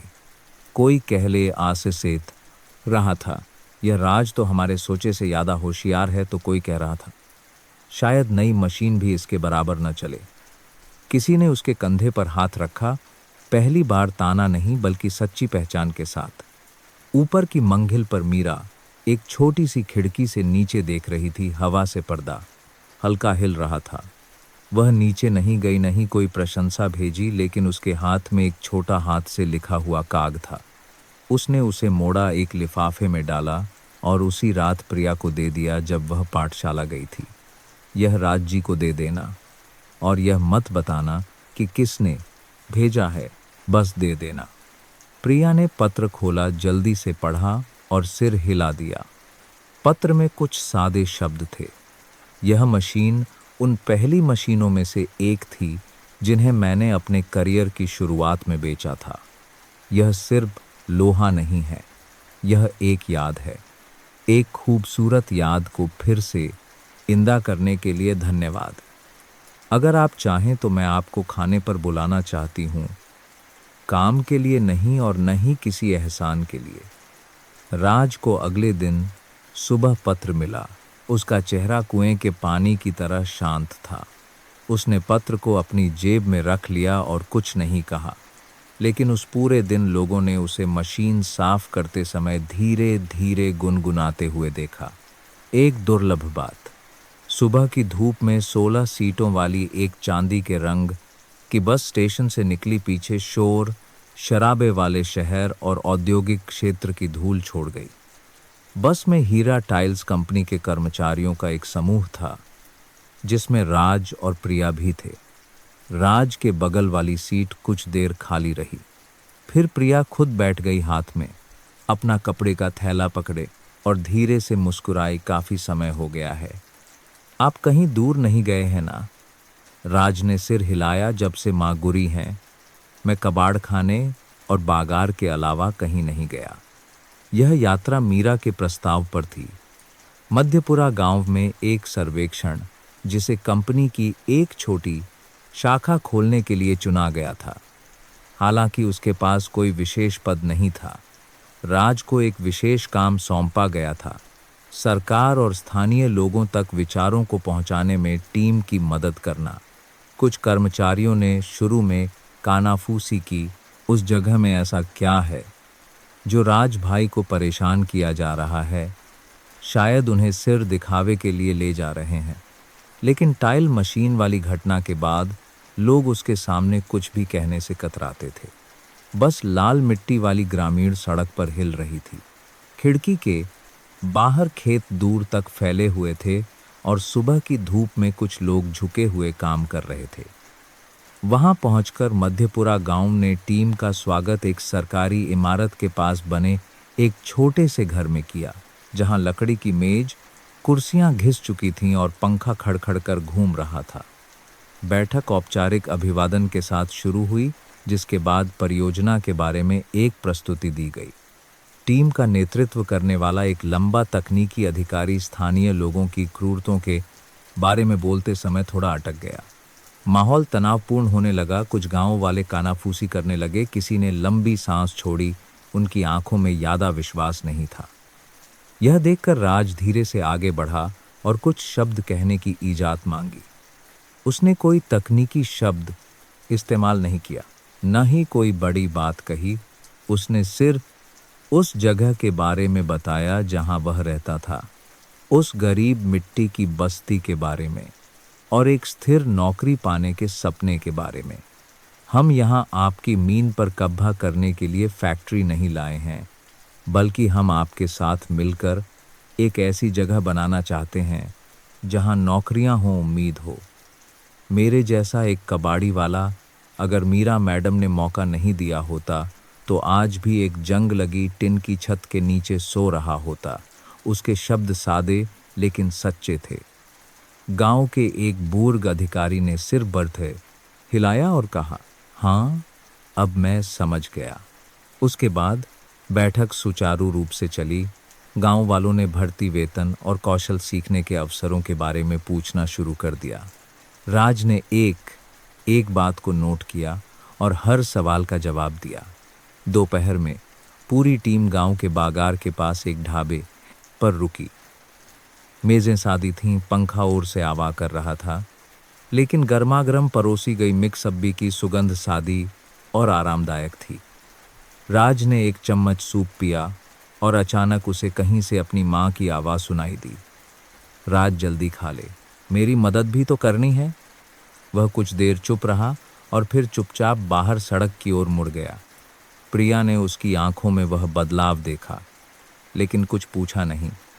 उसने बस एक तला हुआ अंडा राज की थाली में रख दिया और ऐसे कहा जैसे कुछ हुआ ही न हो, खाली पेट मत रहना, बीमार पड़ जाओगे। शाम को शहर वापस लौटने से पहले तकनीकी टीम के लीडर ने सर्वेक्षण रिपोर्ट को अंतिम रूप दिया और हाथ से एक नोट लिखा। राज जी की मदद से बैठक बहुत सफल रही और स्थानीय लोगों से बहुत सकारात्मक प्रतिक्रिया मिली। रिपोर्ट की कॉपी बस में सबको दी गई। सबने उसे पढ़ा और सिर हिलाया। एक व्यक्ति जिसने कभी राज पर शक किया था ने धीरे से कहा, पता चला कि उनके जैसा आदमी भी बड़े काम कर सकता है। राज न तो मुस्कुराया और न ही कुछ कहा, लेकिन उसने अपनी छोटी सी नोटबुक को कसकर पकड़ लिया जिसमें उसने गांव वालों की इच्छाएं लिखी थीं। वापस जाते समय जब बस शहर की सीमा में प्रवेश करने वाली थी, प्रिया का फ़ोन बजा। वह उसकी ओर मुड़ी और धीरे से कहा, किसी ने आपको एक निजी बैठक के लिए बुलाया है। वह मीरा मैडम की माँ है। पीली नरम रोशनी में लकड़ी का कमरा अगरबत्ती की हल्की सुगंध से महक रहा था, जो गुरे हुए समय की किसी याद की तरह शांत था। राज दहली पर ठिठक गया, हाथ में बैग का पट्टा कसकर पकड़े हुए। उसका दिल अपनी सादगी और कमरे की हर चीज से झलकती शान के बीच उलझन में था। खिड़की के पास रखी एक कुर्सी पर मीरा की माँ सावधानी से एक गहरे भूरे रंग के लकड़ी के बक्से की हर रेखा को साफ कर रही थीं। उनका चेहरा एक तरफ झुका हुआ था, उनकी आंखें गहरी सोच में डूबी थीं और साथ ही उस नौजवान की आकृति पर भी थीं जो अभी अभी अंदर आया था। बैठो, उन्होंने बिना सिर उठाए कहा। उनकी आवाज़ न तो ठंडी थी और न ही बहुत रसिंग, बल्कि एक ऐसी आवाज़ थी जो कई उतार चढ़ावों से घुर चुकी थी, गहरी और कम बोलने वाली। राज सामने वाली कुर्सी पर बैठ गया। लकड़ी इतनी चमकदार थी कि उसे अपनी पीठ सीधी करनी पड़ी। उसने चारों ओर न देखने की कोशिश की, लेकिन यह ध्यान न देना मुश्किल था कि दीवार पर काली और सफ़ेद तस्वीरें भरी हुई थीं। एक घुरे हुए समय के पल मीरा की माँ एक लंबे सौम्य दिखने वाले आदमी के बगल में खड़ी थीं, जिनके हाथ में लगभग 5-6 साल की एक छोटी लड़की थी, शायद बचपन की मीरा। एक और तस्वीर में वह एक पुरानी टाइल फैक्ट्री के बीच में खड़ी थीं, जिसके बगल में सीमेंट की बोरियां थीं। यह बक्सा उन्होंने बोलना शुरू किया। उनकी आवाज़ और गहरी हो गई। मेरे पति ने हमारी शादी की 10वीं सालगिरह पर मुझे दिया था। जब तक वह जिंदा थे मैंने इसे कभी नहीं खोला। उनके जाने के बाद भी मैंने इसे नहीं खोला। शायद डर के कारण। वह रुक गईं। उनका हाथ अभी भी लकड़ी की सतह पर धीरे धीरे फिर रहा था। राज ने सिर झुकाया। उसके दिल में कुछ चुभ सा गया। कहानी की वजह से नहीं, बल्कि जिस तरह से उन्होंने इसे बिना आंसू बहाए सुनाया, उसने सुनने वाले की आंखें नम कर दी थीं। जब मैंने अपना कारोबार शुरू किया, उन्होंने आगे कहा, मुझे कहा गया कि एक औरत का व्यापार करना पत्थर से सिर टकराने जैसा है। मेरे पति मेरे पीछे खड़े रहे, मेरे लिए खाना बनाते, मेरे कपड़े धोते। लोग कहते थे कि वह कमोर हैं, लेकिन मैं जानती थी कि वह मेरे जीवन के सबसे मजबूत आदमी थे। राज ने सिर हिलाया। धीमी आवाज़ में कहा, मैं समझता हूँ, तुम सच में समझते हो। मीरा की माँ ने सीधा उसकी ओर देखा, क्योंकि अब मेरी बेटी के लिए वह सहारा शायद तुम हो। राज चौंक गया। उसे समझ नहीं आया कि क्या जवाब दे। उसका दिल और से धड़क रहा था, लेकिन वह कुछ भी कहने की हिम्मत नहीं कर पा रहा था। आखिरकार उसने सिर झुकाया। उसकी आवाज़ पत्तों के बीच से गुड़ती हवा की तरह धीमी थी। मैंने अभी तक इस बारे में सोचने की हिम्मत नहीं की है आंटी जी। मैं अभी भी एक अच्छा इंसान बनना सीख रहा हूँ, धीरे धीरे। खामोशी कमरा जैसे सांस रोके हुए था।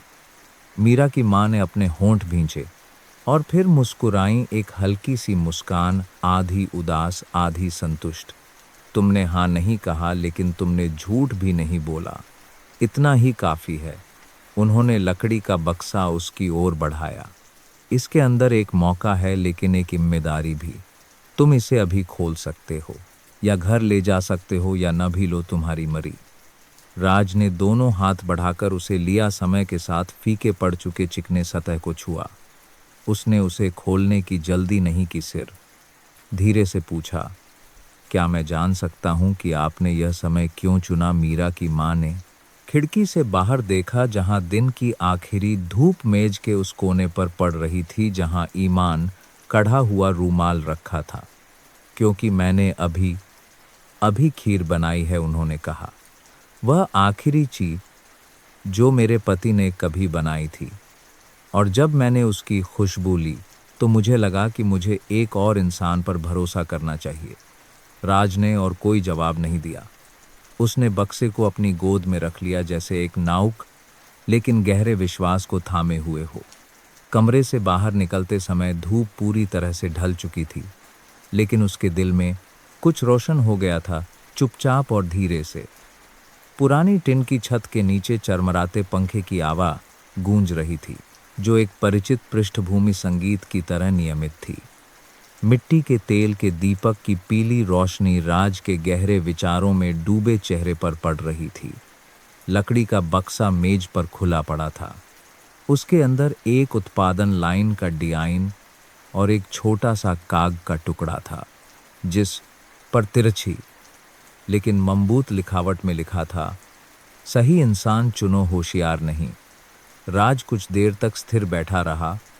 उसकी आंखें अभी भी डिजाइन पर टिकी थीं, लेकिन उसका दिमाग उन दिनों में भटक रहा था जब वह कबाड़ खानों में घूमता था, उन दिनों में जब वह बारिश और धूप में कबाड़ इकट्ठा करता था। कब से एक ऐसा आदमी जो कभी ठीक से पढ़ भी नहीं सकता था, को एक ऐसे रास्ते पर कदम रखने का मौका दिया गया जिसका उसने कभी सपना भी नहीं देखा था। श्याम काका बगल में बैठे थे, पंखे के टेढ़े हो चुके ब्लेड को ठीक कर रहे थे। खट खट की आवाज़ ने राज को हकीकत में वापस ला दिया।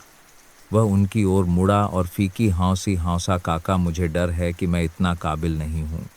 श्याम काका ने पंखे की धूल फूंकते हुए बिना देखे जवाब दिया, कोई भी शुरू से काबिल नहीं होता।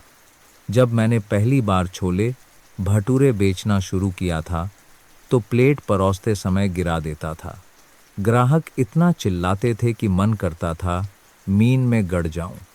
राज हौंस पड़ा बक्सा खोलने के बाद पहली बार। लेकिन यह सैंडी छोले भटूरे बेचना नहीं है। तो क्या हुआ, कुछ भी सीखने से ही आता है। श्याम काका ने पंखा वापस अपनी जगह पर रखा और तौलिए से हाथ पोंछे।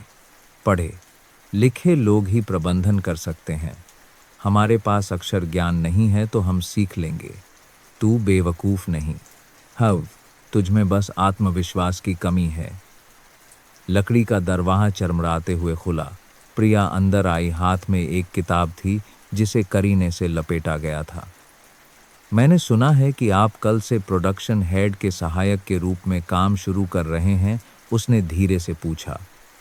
राज ने सिर हिलाया थोड़ा झिझकते हुए। अभी पक्का नहीं है सिर, ट्रायल है। प्रिया मुस्कुराई और किताब आगे बढ़ाई। यह मैं आपके लिए लाई हूँ, बिना डिग्री वालों के लिए प्रबंधन। इसमें यादा सिद्धांत नहीं है, सिर्फ व्यावहारिक अनुभव है। जब मैंने अपनी पहली नौकरी शुरू की थी तो इसने मेरी बहुत मदद की थी। उसने किताब ली, उसका हाथ हल्का कांप रहा था। किताब के पहले पन्ने पर लिखा था, धीरे शुरू करने से मत डरो, बस रुको मत। उसने उस पंक्ति को बार बार पढ़ा। फिर उसने अपने बगल में बैठे दो लोगों को देखा। एक बूढ़ा छोले भटूरे वाला जो उसका खामोश सहारा था, एक लड़की जो धैर्यपूर्वक उसके साथ बैठकर उसे पहला अक्षर सिखाती थी। राज ने किताब को कसकर पकड़ लिया और जैसे पुष्टि कर रहा हो बोला, मैं कोशिश करूंगा। श्याम काका ने भौहें चढ़ाईं और मुस्कुराए। कोशिश ही कामयाबी है बेटा। प्रिया ने डिहाइन की ओर इशारा किया। इसे ध्यान से देखिए, यह उस पहली प्रोडक्शन लाइन का डिहाइन है जिसे मीरा मैडम ने अपने करियर की शुरुआत में बनाया था। मुझे लगता है कि वह आप पर विश्वास करती हैं क्योंकि आप मेहनत की जड़ को समझते हैं। रात धीरे धीरे गहरी हो रही थी। गली के बाहर झिंगुरों की आवाज़ आ रही थी। बारिश के मौसम की नमी छोटे से घर में घुस रही थी। राज कुछ देर और बैठा रहा, जैसे वह हर शब्द, हर शाब्द, निग्र और उस लकड़ी के बक्से में लिखी हर पंक्ति को याद कर लेना चाहता हो। अगली सुबह जब सूरज अभी छतों के ऊपर से निकला था, लोगों ने राज को हीरा टाइल्स कंपनी के गेट के सामने खड़ा देखा। उसने एक सफ़ेद शर्ट और पैंट पहनी हुई थी जो अभी भी ठीक से इस्त्री नहीं की गई थी।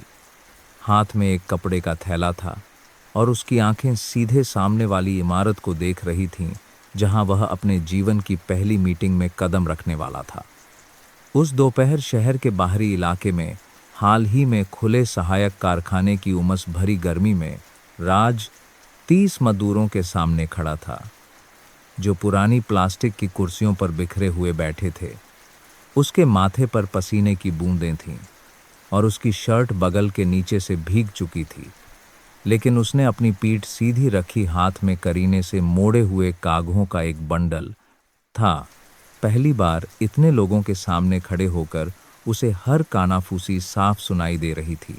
कोई फुसफुसा रहा था, क्या यह वही कबाड़ी वाला है? तो कोई और धीरे से कह रहा था, सुना है, यह वही है जिसे मीरा मैडम ने बचाया था और अब यह लीडर बन गया है। राज ने कोई बाड़ी वाला है जवाब नहीं दिया, वह बस मुस्कुराया और सबको नमस्ते किया। फिर उसने धीरे धीरे और ईमानदारी से कहा, मेरा नाम राज है। हो सकता है यहाँ कुछ लोग जानते हों कि मैं पहले कबाड़ी का काम करता था। कोई बात नहीं, मुझे अपनी मेहनत से कमाए गए उन दिनों पर कभी शर्म नहीं आई। माहौल थोड़ा शांत हुआ, कुछ नरें नरम हो गईं। उसने आगे कहा, आज मैं यहाँ आदेश देने नहीं बल्कि सीखने आया हूँ। आप लोगों से जो सालों से मजबूत टाइलें बना रहे हैं, मैं आपकी बात सुनना चाहता हूँ। मैं हर राय, हर मुश्किल को लिखूंगा और फिर हम सब मिलकर उसे ठीक करेंगे। उसने अपनी जेब से एक मोटी नोटबुक निकाली और हर समूह के पास जाकर पूछना शुरू किया, कुछ लोगों ने बात करने से परहेज किया, कुछ ने अधूरे जवाब दिए, लेकिन कुछ लोग जैसे श्याम काका के पुराने दोस्त हरी चाचा ने बताना शुरू किया। मशीन नंबर 3 हर 2 घंटे में खराब हो जाती है। नए लड़कों को पता नहीं होता, उनका हाथ फंसने का डर रहता है। राज ने सिर हिलाया और ध्यान से सब कुछ नोट किया। उसने तुरंत ठीक करने का वादा नहीं किया, सिर कहा, मैं काम करने की प्रक्रिया को फिर से बनाने की कोशिश करूंगा। अगर यह ठीक रहा तो मैं पूरे कारखाने से इसे अपनाने का अनुरोध करूंगा। अगले दिन छुट्टी के समय राज ने अपनी आस्तीनें चढ़ाईं और मशीन के प्लेटफॉर्म पर चढ़ गया। उसने एक सरल तरीके से टाइल रखने, उसे सेट करने और सुरक्षा लॉक लगाने का तरीका दिखाया, जिसमें कम कदम लगते थे और जिसे उसने कई लोगों से देखकर और पूछकर सीखा था। शुरू में कुछ हंसी की आवाज़ें आईं, लेकिन मशीन को कुछ बार चलाने के बाद जब तीखी आवाज़ आनी बंद हो गई और टाइलें एक समान निकलने लगीं, तो पूरा कारखाना अचानक तालियों से गूंज उठा, बिना किसी के कहे। लोगों ने एक दूसरे को देखा और फिर राज को एक बिल्कुल अलग नहर से देखा। उस दोपहर कारखाने के कोने में दोपहर का भोजन हो रहा था। सादे खाने की थालियां, चावल के ऊपर पालक की सब्जी और बीच में रखी एक छोटी कटोरी में सूखी सब्जी। हर कोई एक टुकड़ा लेता और फिर दूसरों के लिए छोड़ देता। राज हेड और 2 बुजुर्ग महिला मजदूरों के साथ बैठा था। वह धीरे धीरे खा रहा था, उन कहानियों को सुन रहा था जो फसल खराब होने और दूर काम करने वाले बच्चों के बारे में थीं। कुछ देर बाद जब लोग अपनी थालियां उठाने लगे तो सिक्योरिटी रूम से एक आवाज़ आई, राज भाई आपका फ़ोन है। राज तेजी से गया। एक मजदूर ने उसे फ़ोन दिया, हेड ऑफिस से फ़ोन है। उसने फ़ोन कान से लगाया, उसका दिल ओर से धड़क रहा था। दूसरी तरफ से एक साफ आवाज़ आई, राज्य बोर्ड ऑफ डायरेक्टर्स आपको अगले 3 दिनों में विस्तार की रणनीति पर चर्चा करने के लिए बुलाना चाहते हैं, कृपया तैयारी कर लें। राज 1 सेकंड के लिए चुप्पा हो गया। उसने कारखाने की ओर देखा, जहां मजदूर हौस बोल रहे थे, जहां पसीना और इंसानियत हर नई बनी टाइल में घुली हुई थी। वह जानता था कि आगे का रास्ता आसान नहीं होगा, लेकिन अब वह पीछे हटने वाला नहीं था। और 14वीं मंजिल के मीटिंग रूम में बत्तियां जगमगा रही थीं। हर चीज चमक रही थी। कांच की मेज से लेकर बड़ी स्क्रीन के चारों ओर एक घेरे में रखी शानदार चमड़े की कुर्सियों तक। राज बाहर की तरफ बैठा था। उसके हाथ घुटनों पर थे, पीठ सीधी थी। उसकी आंखें उस जगह को देख रही थीं जहां होने की उसने कभी कल्पना भी नहीं की थी। उसने एक सफ़ेद शर्ट और काली पैंट पहनी हुई थी। उसके जूते इतने पॉलिश किए हुए थे कि उनमें रोशनी झलक रही थी। उसकी गर्दन के पीछे पसीना आ रहा था, लेकिन राज शांत रहा। मेज पर पानी की बोतल के अलावा फाइलों का एक मोटा बंडल था, जिसे उसने 2 रात जागकर तैयार किया था। उसे श्याम काका के घर की वे रातें याद आईं जब प्रिया ने उसे टाइप करना, मार्जिन सेट करना और सही तरीके से प्रिंट करना सिखाया था। हर शब्द एक संघर्ष था, लेकिन आज उसने वह सब कुछ मेज पर रख दिया, जैसे एक सैनिक अपने सभी हथियार युद्ध के मैदान में ले आता है। बोर्ड ऑफ डायरेक्टर्स में से एक, जिनके बाल घने थे, ने बुलंद आवाज़ में कहा, राज सुना है तुम सहायक कारखाने से आए हो। मीरा तुम पर बहुत भरोसा करती है, तो तुम बताओ कि एक गैर डिग्री वाले व्यक्ति को विकास की रणनीति में क्यों शामिल किया जाना चाहिए। राज खड़ा हुआ, उसकी आवाज़ धीमी और स्थिर थी। सर मैं अच्छा बोल नहीं पाता और मेरे पास कोई डिग्री भी नहीं है, लेकिन मैं असली मजदूरों के बीच रहता हूँ। वे ही हैं जो टाइलें पेंट और पेंच बनाते हैं। मुझे लगता है कि अगर मैं उनके लिए थोड़ी मेहनत और कंपनी के लिए थोड़ा खर्च बचा सकता हूँ तो मुझे एक मौका मिलना चाहिए। उसने फाइल खोली।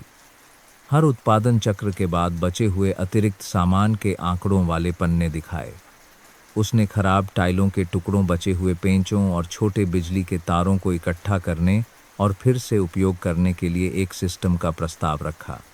सिर उन्हें के है डाइने पार्लान कायलाइन नो की इकट्ठा करके छांट कर और छोटे मोटे कामों में इस्तेमाल करके मैंने हिसाब लगाया है कि कंपनी हर महीने कम से कम 20 लाख रुपए बचा सकती है। कुछ कानाफूसी हुई मोटे चश्मे वाले एक बुजुर्ग ने सिर झुकाकर उसे देखा। तुमने यह सब हिसाब किताब कहाँ से सीखा? राज ने बिना झिझके जवाब दिया। सर, मैंने यह जिंदगी से सीखा है। जब मैं कबाड़ी बीनता था तो मैं हर लोहे के डिब्बे को छांटना, तौलना और उसकी कीमत का अंदाजा लगाना जानता था। अब भी वैसा ही है। सिर्फ इतना फर्क है कि अब मेरे पास इसे बड़े पैमाने पर करने का मौका है। कमरा कुछ सेकंड के लिए शांत हो गया, फिर अध्यक्ष ने सिर हिलाया। मुझे तुम्हारी ईमानदारी पसंद आई और जिस तरह से तुमने कचरा बीनने को एक समाधान में बदलने की हिम्मत की, वह भी। हम नए कारखाने में अतिरिक्त सामान इकट्ठा करने के इस मॉडल का परीक्षण करने के लिए सहमत हैं। राज ने सिर झुकाया और मेज के किनारे को हल्का सा दबाया। पहली बार उसे लगा कि उसके शब्दों में वर्ण है। अब वह कोई तुच्छ कबाड़ी वाला नहीं, बल्कि एक बड़ी मशीन का हिस्सा था। बैठक तब खत्म हुई जब शाम की रोशनी लंबे गलियारे में भर गई। राज बाहर निकला और सड़क पर घूमने लगा। शहर गाड़ियों, हॉर्न और फुटपाथ पर कदमों की आवाज़ से भरा हुआ था। वह सड़क के किनारे एक छोटी सी दुकान पर रुका, जिसके तोता रुका सामने सिर्फ कुछ छोटी कुर्सियां और कोने में एक सितार रखा हुआ था। दुकान का मालिक एक अंधा बुजुर्ग सितार बजा रहा था। आवाज़ ऐसी गूंज रही थी जैसे किसी खाली मैदान में हवा चल रही हो, जैसे बचपन में माँ की लोरी हो। राज ने एक गिलास पानी लिया और उस मनमोहक संगीत में डूब गया। कमला नगर बाहर की उस बारिश की तस्वीर उसके दिमाग में फिर से घूम गई। मीरा का गिरना, उसकी घबराई हुई आंखें, बहता हुआ पानी, लोगों की चीखें और खुद वह कीचड़ से सने हाथों से उसे खींचते हुए। अचानक पीछे से कदमों की आहट हुई। राज मुड़ा, वह मीरा थी। उसने एक हल्के रंग का सूट पहना हुआ था। चेहरे पर कोई मेकअप नहीं था। हाथ में एक छोटा सा लिफाफा था जो उसने उसे दिया। उसने सिर इतना कहा, परसों मेरे पिता की बरसी है, मैं चाहती हूं कि आप आएं। राज ने लिफाफा ले लिया। उसने सिर हिलाया और कुछ नहीं कहा, लेकिन उसके दिल में एक नदी चुपचाप उल्टी बह रही थी, जो अजीब भी थी और परिचित भी। उस साल बरसी पर सूरज की हल्की धूप थी। हवेली के आंगन में अगरबत्ती और चमेली के पत्तों की मिली जुली महक थी, जो पीछे की रसोई से आ रही थी। शानदार हवेली जो फ्रांसीसी शैली में बनी थी, आज उन सादी चीहों की वजह से देसी लग रही थी, जिन्हें सहेज कर रखा गया था। एक कोने में खीर का एक बर्तन रखा था। एक थाली में पीले रंग के मीठे चावल थे, जिन्हें मीरा ने सुबह खुद बनाया था, और खाने की थाली भी पारंपरिक तरीके से सजाई गई थी। पूजा का बड़ा कमरा खुला हुआ था और प्राकृतिक रोशनी पूजा स्थल पर पड़ रही थी। बीच में मीरा के पिता की काली और सफ़ेद तस्वीर रखी हुई थी, जिसे चमकाया गया था, और अगरबत्ती की धूप जल रही थी। दोनों तरफ पुराने पीतल के दिए थे, जिन्हें कल ही साफ किया गया था। मीरा की माँ ने एक भूरे रंग की मखमली साड़ी पहनी हुई थी। उनके बाल करीने से बंधे थे और पहला गिलास चढ़ाते समय उनका हाथ कांप रहा था। उन्होंने कोई लंबा मंत्र नहीं पढ़ा। सिर झुकाकर एक गहरी गर्म आवाज़ में फुसफुसाया, सुनिए, आज आपकी बरसी है। हमारी बेटी ने अपना जीवन साथी चुन लिया है। वह अमीर नहीं है, न ही शक्तिशाली, लेकिन उसने उसे अपने पूरे दिल से चुना है। उन्होंने गिलास पूजा स्थल पर रखा, उनकी नगरें पास में रखे, लकड़ी के बक्से पर गईं। वही बक्सा जिसमें उनके पति ने उनके लिए लिखे पहले पत्र रखे थे। इस बार बक्से में एक नई शुरुआत थी, भविष्य के लिए एक वादा। राज ने एक सफ़ेद शर्ट पहनी हुई थी और वह अपने माथे पर आए पसीने को पोंछ रहा था। उसने तस्वीर के सामने चुपचाप सिर झुकाकर प्रार्थना की, अगर आप इंदा होते तो मुझे आपको पिता कहने की इजाज़त दीजिए। मैं कोई बड़ा काम करने का वादा नहीं कर सकता, सिर्फ इतना वादा करता हूँ कि मैं अपना दिल साफ रखूँगा, हाथ साफ रखूँगा और उस इंसान के साथ ईमानदारी से जीऊँगा जिसका मैं सम्मान करता हूँ। पीछे श्याम काका ने भी सिर हिलाया। उनके हाथ में गिलास हल्का हिल रहा था। आज उन्होंने साफ सुथरे कपड़े पहने थे जिन्हें प्रिया ने कल रात इस्त्री किया था। पहली बार वह एक रिश्तेदार के रूप में हवेली में आए थे ना कि एक पड़ोसी या छोले भटूरे वाले के रूप में। मीरा बगल में खड़ी थी, एक सफ़ेद सूट में, उसके बाल नीचे बंधे थे। उसका चेहरा गंभीर था लेकिन उसकी आंखें नम थीं। उसके बगल में प्रिया ने आशीर्वाद के रूप में उसका हाथ धीरे से पकड़ रखा था। दो महिलाएं, एक बड़ी एक छोटी, खून का रिश्ता नहीं था, लेकिन अब वे एक दूसरे के विश्वास और सहारे में भागीदार थीं। पाठशाला में पहली मुलाकात से लेकर आज तक वे सच्ची बहनों की तरह एक दूसरे को समझ चुकी थीं। राज प्रार्थना करके पीछे हटने ही वाला था कि उसे अपने हाथ पर एक नरम हाथ महसूस हुआ। वह मीरा थी। उसने कुछ नहीं कहा, सिर्फ उसकी आंखों में देखा और चुपचाप मुस्कुराई। उस पल में बाहर का सारा शोर जैसे गायब हो गया, सिर्फ हाथ की गर्मी और एक अनकहा वादा रह गया। मीरा की माँ की ओर से गिलास टकराने की हल्की आवाज़ ने सबका ध्यान खींचा। वह धीरे से हंसी। उनकी आवाज़ में थोड़ा माख था। शायद मैं तुम बच्चों के साथ रहने आ जाऊं। इस हवेली में भी किसी को सही तरीके से मीठे चावल बनाना सिखाना चाहिए। हंसी की हल्की आवाज़ गूंजी, न शोरगुल न दिखावा, सिर्फ उन लोगों की आवाज़ जिन्होंने गलतफहमियों को पार कर लिया था, जिन्होंने माफ़ करना और साथ रहना चुना था। बरसी का कार्यक्रम चम्मचों की खनक, बातचीत, उबले हुए चिकन की महक, कद्दू की सब्जी और प्रिया के हाथ से बने अचार के साथ जारी रहा। मीरा खीर परोस रही थी, मीठे चावल के टुकड़े दे रही थी और बचपन की कहानियां सुना रही थी कि कैसे उसकी माँ उसे चावल बनाना सिखाती थी। और राज श्याम काका के बगल में बैठा था, उन्हें और शराब दे रहा था और हाल की सर्वेक्षण यात्रा के बारे में एक ऐसे बच्चे की तरह उत्साह से बता रहा था जो अपनी अच्छी रिपोर्ट कार्ड दिखा रहा हो। उस लाल छत के नीचे बरसी सिर एक दिवंगत व्यक्ति को याद करने का दिन नहीं था, बल्कि एक नया जीवन शुरू करने के लिए इजाज़त मांगने का दिन भी था। शाम की बारिश फिर से कमला नगर बागार पर गिरी। साल के अंत में सूखी गर्मी के बीच एक अजीब बारिश, जैसे आसमान को कुछ याद आया हो और वह भावुक होकर आंसू बहा रहा हो। लोग छज्जों और दुकानों के नीचे जमा हो गए।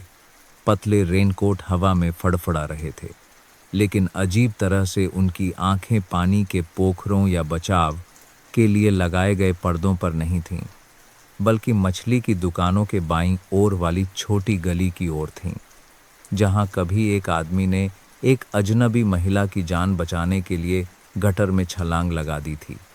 एक छोटा बच्चा जो दुकान से गिरे अमरूद उठा रहा था, कीचड़ से भरे एक नाले के पास फिसल गया। वह चीख भी नहीं पाया। उसके छोटे से हाथ को एक मजबूत हाथ ने पकड़ लिया था। बच्चे ने हैरान होकर ऊपर देखा और एक जानी पहचानी मुस्कान देखी। उस आदमी ने एक सादी शर्ट और पैंट पहनी हुई थी, जिसे नीचे से थोड़ा आपसमास के देखा रहा है मोड़ा गया था। उसके बाल बारिश से थोड़े गीले थे, लेकिन उसकी आंखें सर्दियों में जलती भट्टी की तरह चमकीली और गर्म थीं। अरे क्या यह राज है? वही पुराना राज, एक चाट वाली ने कहा। उसके हाथ अभी भी प्याग का गुच्छा बांध रहे थे। फुसफुसाहट फैल गई। एक एक करके लोग मुड़े। हर चेहरा हैरानी से भरा था और फिर ऐसे चमक उठा जैसे कोई लंबे समय बाद घर लौटा हो। मीरा राज के लिए छाता पकड़े बगल में खड़ी थी। उसने उसकी जगह धीरे से जवाब दिया, वह अभी भी वही पुराना इंसान है, सिर्फ उसकी जगह बदल गई है। जैसे जैसे वे आगे बढ़े, अब कोई अफवाह नहीं थी, कोई शक भरी नहरें नहीं थीं, सिर्फ सच्चे नमस्ते थे। बारिश में भीगी मुस्कानें जो दिल को छू रही थीं। एक महिला ने जो दही भल्ले बेच रही थी, जल्दी से एक गरम प्लेट मीरा के हाथ में थमा दी। उस दिन आपने मीरा मैडम को बचाया था। अब आप दोनों हमारे मोहल्ले की शान बन गए हैं। राज शर्मा गया और अपना सिर खुजलाने लगा, जबकि पीछे खड़े श्याम काका अपनी हौंसी रोकने की कोशिश कर रहे थे। प्रिया भी साथ थी। हाथ में अभी खरीदी हुई कॉपियों का एक पैकेट था। उसने राज के कान में फुसफुसाया, बारिश तो बारिश है, लेकिन हर कोई उस धूप वाले दिन की कहानी याद रखता है। वे एक छोटी सी सड़क पर मुड़े जो शिव मंदिर की ओर जाती थी। पाठशाला में अभी भी बत्तियां जल रही थीं और खिड़की से बच्चों के पढ़ने की आवाज़ आ रही थी।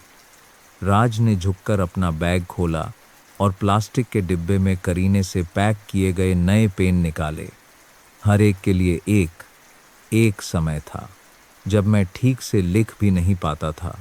अब मैं चाहता हूँ कि तुम लोग मुझसे 10 गुना ज़्यादा होशियार बनो। बच्चे खुशी से चिल्लाए और प्रिया के पैरों से लिपट गए। वह अब कक्षा की एक नियमित स्वयंसेवक थी। एक छोटे बच्चे ने राज की ओर इशारा किया। ये चाचा तो हमारे साथ पढ़ते थे, अब तो ये जूते पहनने लगे हैं। राज हौंस पड़ा और अपनी पैंट ऊपर करके सबको अपने पुराने घिसे हुए मोजे दिखाए। जूते तो किसी ने खरीद दिए, लेकिन मोजे बदलने का समय नहीं मिला।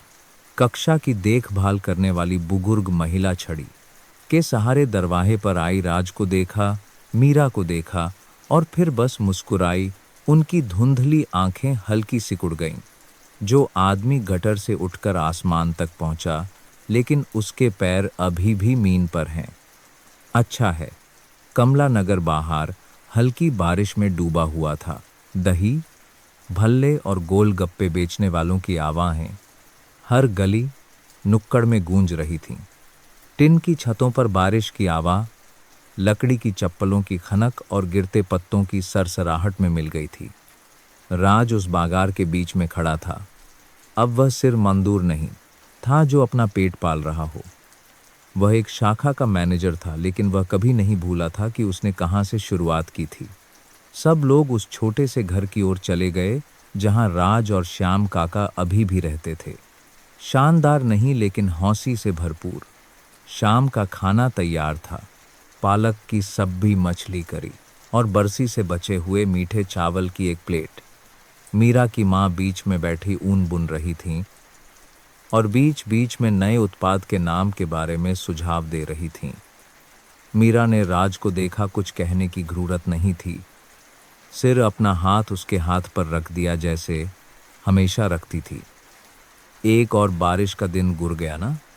तूफानी न बिजली की कड़कड़ाहट के साथ, सिर लोगों के दिलों की बारिश। एक ऐसी बारिश जो गलतफहमियों को साफ करती है, हीन भावना को धो डालती है और अच्छाई के उन बीजों को सींचती है जो बहुत पहले बोए गए थे और अब खिल रहे थे।